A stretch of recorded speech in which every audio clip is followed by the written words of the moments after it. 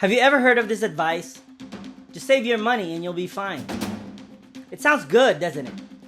But what if I told you this is one of the biggest lies keeping people broke? Now let me break it down for you. Part 1.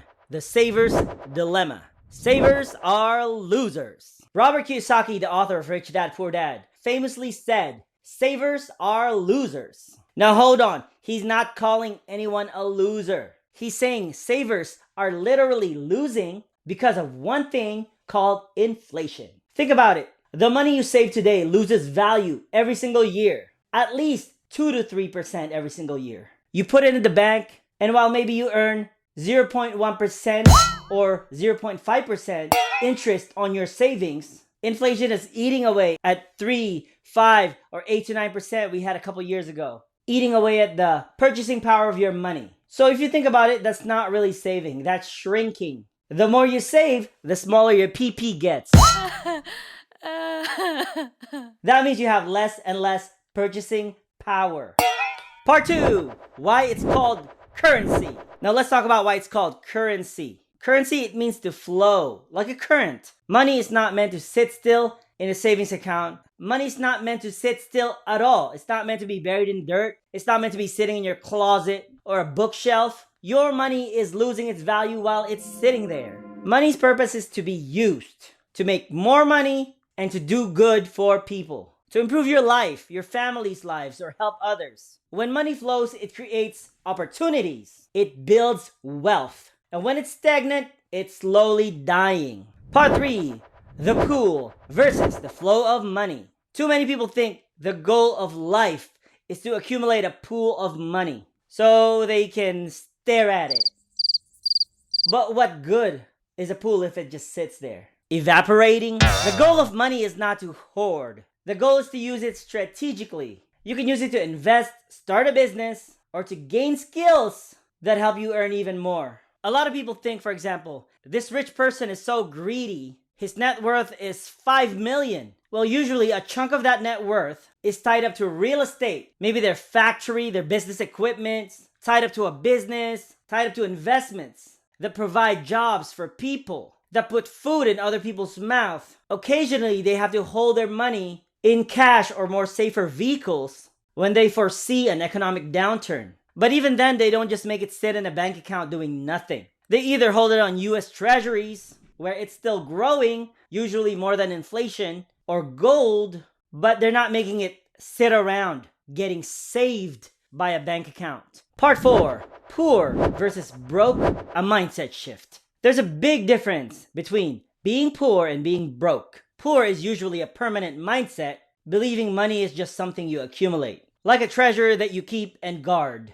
Being broke, on the other hand, is a temporary absence or lack of cash. When you're broke, you're in survival mode, which pushes you to hustle, innovate, and find ways to grow your income. It pushes you out of the comfort zone. Staying broke is a strategy. It keeps you hungry and striving for more. That's why people like Grant Cardone say you need to stay broke to get rich, or you need to stay broke to stay rich, something like that. You keep money in the bank, you get comfortable, and you think you're saving it. You look at it every now and then until you feel like buying something that will make you more poor, like a car or a purse that you don't need. When you could have stayed broke because you bought an investment with that money a long time ago that would have multiplied its value already a long time ago, and you could have bought your car and your purse that you don't need with the income that your money generated without trading your time for money. But instead, you're using your income that you traded your time for. And if you watch my last episode, you know that time is more valuable than money. And that's why you have to value that income that you traded your time for a lot more. Part 5, why comfort is dangerous.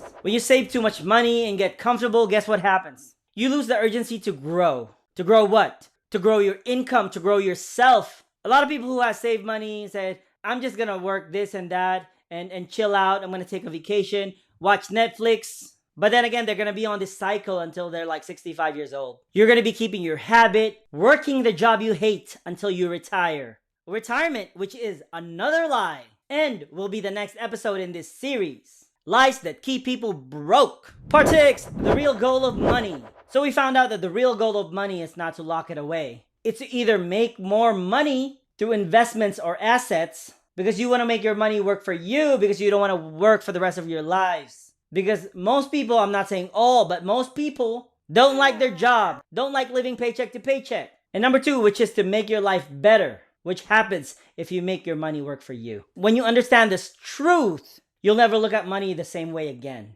I used to believe the concept that what most people in the mainstream media and the millennials and Gen Zs believe right now, that I have my truth and you have your truth, so leave me alone. I used to believe that until very recently, until just a couple of months ago. I'm still learning every day and absorbing crazy amounts of information on YouTube and from books. And I keep searching for the truth because there is, a matter of fact, a truth in this world. And that truth affects you whether you believe it or not. Oxygen that we can't see, whether you believe it or not, keeps you alive. If you drop a pen on top of a roof or a building, gravity is going to affect it whether you believe gravity or not. So there are certainties and truths in this world, whether you like it or not, whether you say, I have my truth and you have your truth, so leave me alone.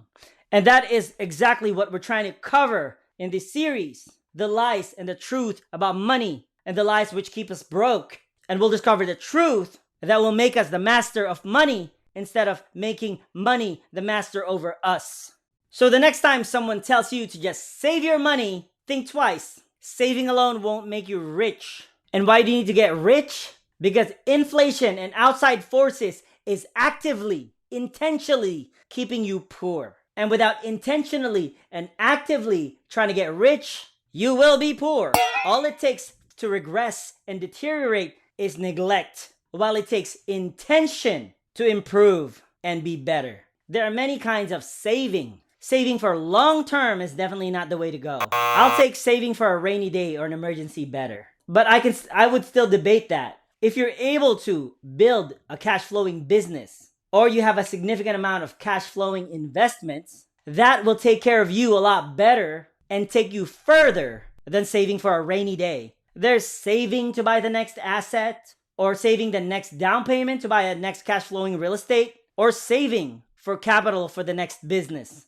That's okay. Saving for short term to acquire a serious asset is fine. A lot of people use investors for that, but I understand that when you're starting out and you don't have the name and credibility, it's not easy to stack a pool of investors. So I would say short-term saving is okay. And if your crappy, typical big bank is giving you 0.1% annual return on your savings, I have a link down below for a SoFi checking or savings account, where they give you, as of this recording, a 4% annual return on your savings. You can get a cash bonus for up to $300, I believe, for using my link. My link is in the descriptions below.